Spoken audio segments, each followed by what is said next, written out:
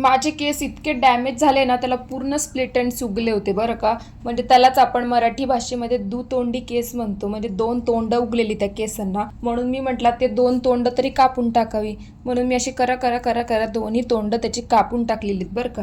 आता तुम्हालाही असे स्प्लिट एंड्स कट करायचे असेल तुम्हीही करू शकता. आणि मी ऑलरेडी आवरलेलं होतं म्हणून पटकन ऑफिसला गेलेली, आणि दुपारच्या टायमाला ऊन पण लागते बरं का चांगलं, म्हणून मस्तपैकी ज्यूस पिला. पण जेवढी एक्सपेक्टेशन होती त्याच्यापेक्षा काही म्हणजे ज्यूस एवढा खास नव्हताच बरं का. त्यानंतर आहे ना पूर्ण संध्याकाळ झालेली आहे, आणि आमचं तुम्हाला तर माहिती आहे पार्टीचे दिवस चालू आहेत नाही का. आता तिसरा दिवस तिसऱ्या व्यक्तीची पार्टी आहे, त्यामुळे मग आम्ही डिसाईड केलं की जावं, पण कुठे जावं काही कळत नव्हतं. मग एक व्हेन्यू प्लेस आम्ही डिसाईड केला आणि तिथं गेलो. तिथलं म्हणजे जे ॲम्बियन्स होता एकदम भारी होता बरं का. पण माणसाने कधी दिसण्यावरती जाऊ नये म्हणतात ना, तेच खरं आहे. आणि हे काय आरशावरती इतकी घाण, सेल्फी काढायला आला नाही मला आरसा, पण ते पुसलं नाही नीट त्यांनी. मस्त मसाला पापड मागवलेला आणि तो खाल्ला. ठीक आहे, तो चांगला होता. त्याच्यामध्ये काय असतं, कांदा टमाटे नुसतं टाकतात चिरून, दुसरं असतंच काय त्याच्यामध्ये नाही का एवढं, म्हणून तो ठीक होता. पण भाजी काही एवढी टेस्टी नव्हती बरं का. आणि रेट तर असे होते ना, म्हणजे जसं आपण बाहेर 200ला जी भाजी खातो ना, ती ते 300ला होती डायरेक्ट. म्हणजे एवढे रेट होते. परत तर इथे येणार नाही मी कधीच. आता असं वाटतं ना, या हॉटेलचं नाव सांगून पूर्ण बदनामीच करून टाकावी. आपल्यामुळे कशाला कोणाचं नुकसान करायचं नाही का. तर खाल्लं पचवण्यासाठी ना मस्त थोडासा झोका वगैरे खेळला